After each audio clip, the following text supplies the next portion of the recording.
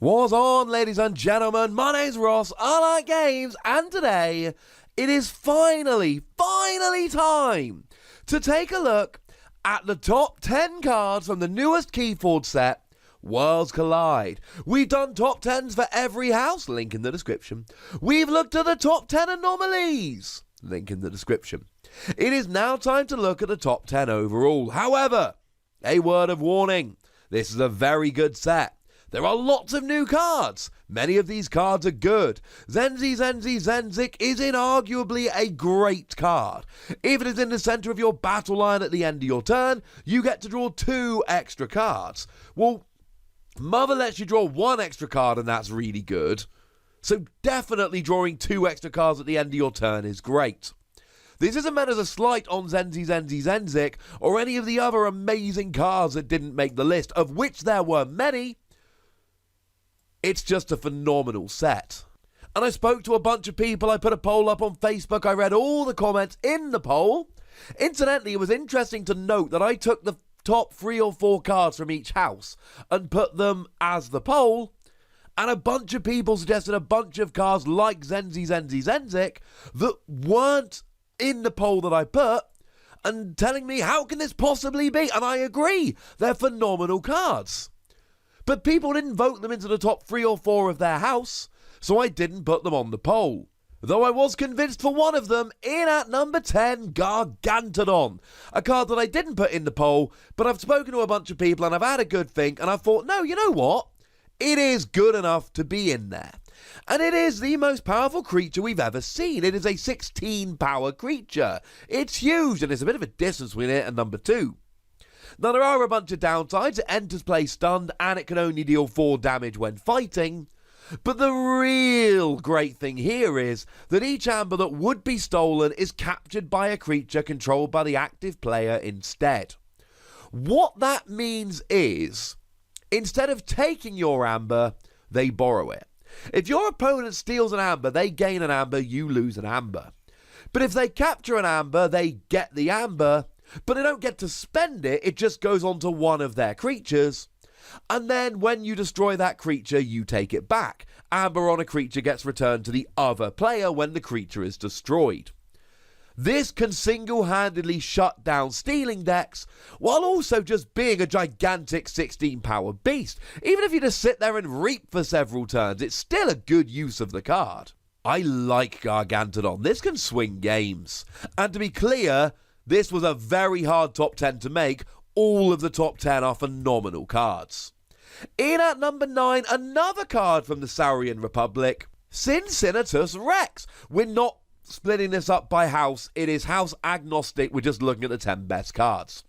Cincinnatus Rex is a 6 power, 4 armor creature, which is somewhat ridiculous and gigantic.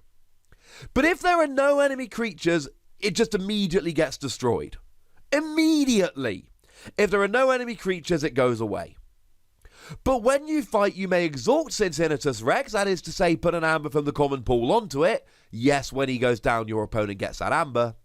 And then ready each other friendly card. And we're not readying friendly creatures, we're readying cards, that is artifacts and creatures. So essentially here, what you do is you use all of your creatures, get them all exhausted, fight with Cincinnatus Rex, and as long as you survive the fight, but 6 power 4 armor, you'll survive almost all of them.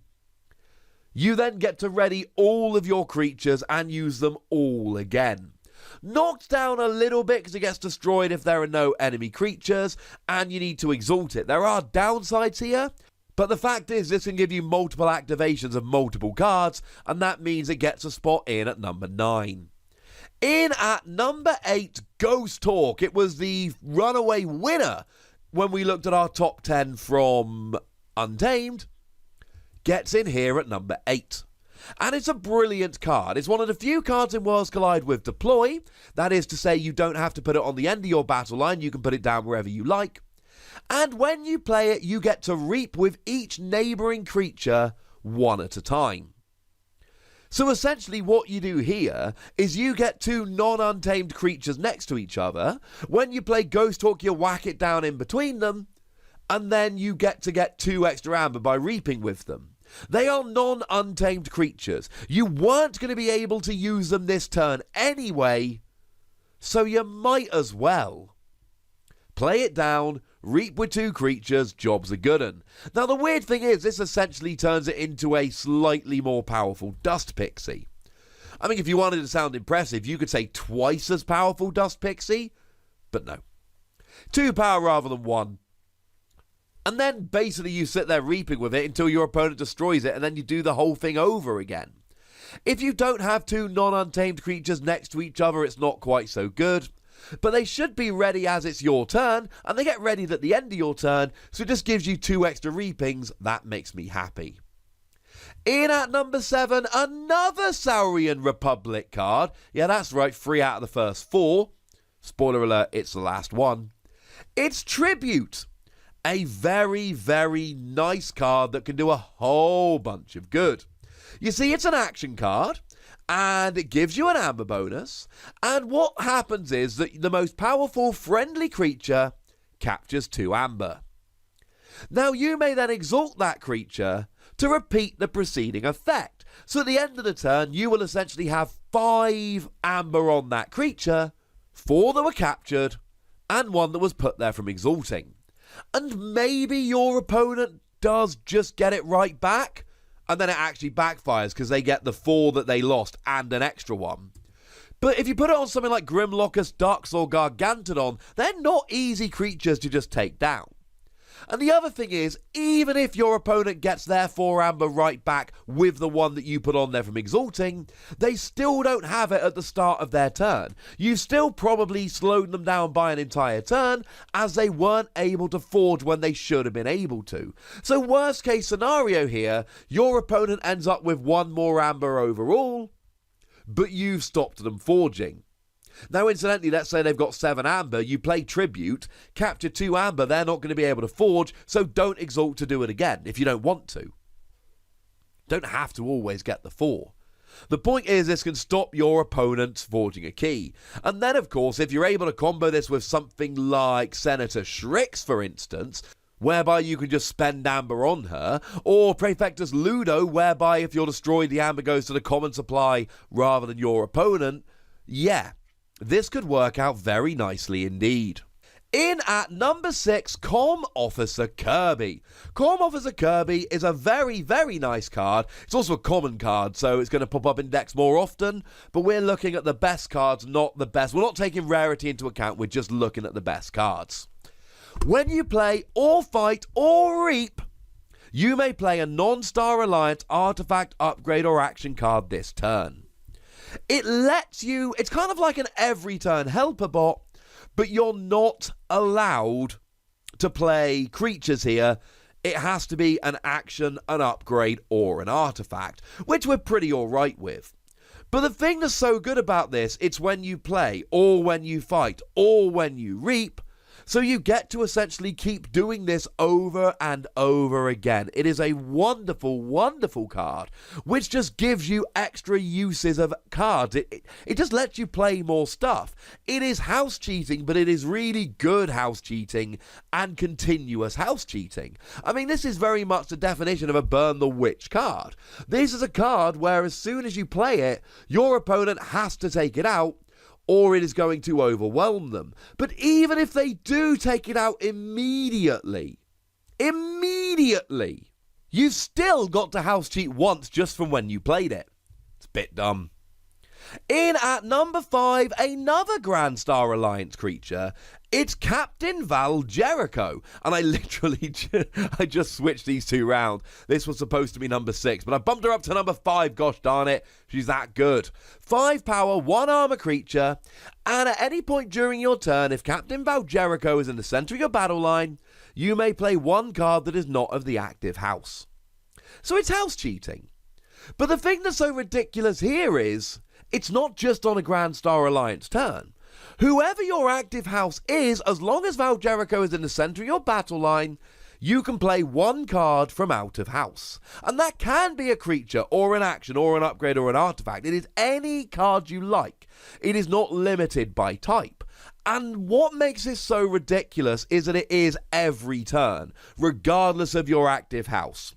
And if you get to play an extra card from a different house every single turn, you are going to have a phenomenal advantage for the entire game. In at number 4, Lateral Shift.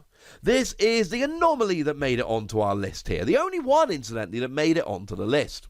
And Lateral Shift is a ridiculous action card that lets you look at your opponent's hand and play a card from their hand as if it were yours. Although, as a side note, it does go to their discard pile, not to yours. And what's redonk here is that you get to look at their hand so you know what they're going to do next turn. And you get to take a card out of their hand. And one thing you'll end up doing playing this card is you'll literally go, I would rather play this card from your hand, but I'm going to play this one because I know that's the one you don't want me to play. I know that's the one that you can hurt me with the most. So you either use a card from their hand that you want or use a card from their hand that you don't want them to have. It's a great card. You get to play an extra card that isn't even in your deck. You get to take a card out of their hand so that they're no longer able to use it. And you get to look at their card so you know what they're going to do next turn. It really is an over-the-top good card that just does so much cool stuff that you are going to get yourself a huge advantage every time you play this. It is an anomaly. It is very rare. You're not going to have many of these, right? This is not a card that's just going to keep coming around over and over. But if you do get this in a deck, it's going to help you out quite a bit. In at number 3, TauTau Vapors. TauTau Vapors is one of those cards that makes the top 10 list and gets very high up, but it's not an exciting card. It's just a very good card at what it does. You draw 2 cards, then you archive a card. The thing is, Keyforge doesn't have much mid-turn drawing. It's got some, don't get me wrong, but it doesn't have a huge amount of mid-turn drawing. This lets you draw 2 cards, and one of the reasons I believe that Keyforge doesn't have much mid-turn drawing is because you can always just play any cards of the active house. There's no resource system here. So, drawing extra cards in the middle of the turn, a bit ridiculous. Then you get to archive a card as well, just in case that's not good enough. And then you get to put any card from your hand into your archives. Which means that it's sitting there ready and waiting, so at any time you like, you can grab it out of your archives and then play it, so you can put a card in your hand, down in your archives, ready to pull back at the perfect turn, after you've drawn 2 cards.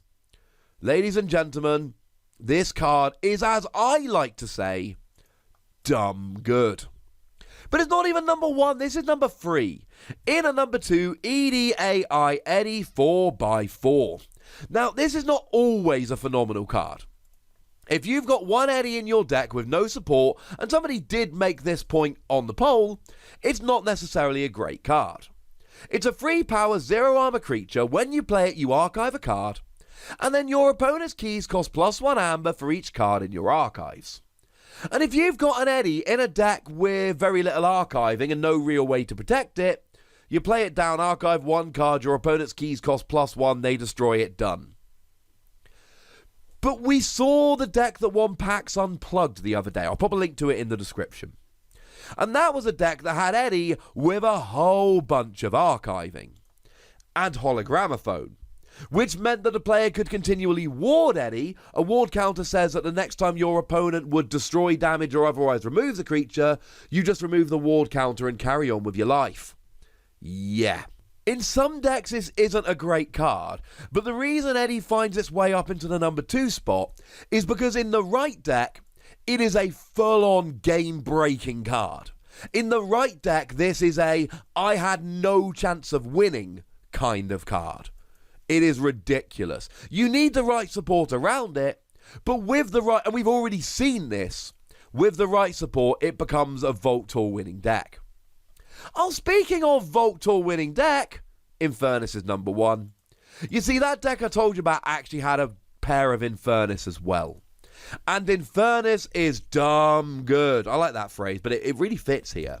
You see, Infurnace, when you play it, you purge up to 2 cards from a discard pile, and your opponent loses amber equal to the total amber bonus of the purged cards. And this works as really nice amber control. So let's say you're playing against one of those Call of the Archon's Amber Rush decks, you grab 2 Dust Pixie, get rid of them, and here's the thing, not only does your opponent lose 4 Amber now, but they don't have Dust Pixie in their deck ready to play later. When we're in the final of the Vault Tour, we saw this played against a Time Traveler. So now, not only did your opponent lose 1 Amber, but now that card that lets them grab an Amber and draw 2 cards, yeah, that's gone away. We saw them use it to take away a key charge. Key charge is crazy good. Key charge lets you forge a key out of turn. As in, you forge it on your turn, but not at the beginning of your turn where you're supposed to, so you can forge either a second key during your turn, or you can not have enough at the beginning of your turn, gain some amber during your turn, and then immediately forge before your opponent has a chance to take your amber away. And a lot of the time, good decks with key charge are built around key charge. They are built to either forge 2 keys in 1 turn, or they go, look, I just rush, and I know you've got amber control, but I'm going to rush and immediately forge, so your amber control becomes irrelevant. But if they don't have key charge, then that plan becomes untenable. They can't do that anymore. So now they've got a deck relying on key charge with no key charge. See where we're going here? Infurnace is a game-breaking card. It is you play it down, and then your opponent can no longer win this game. Or indeed, your opponent's chances of winning are now significantly lower. And that's my point here.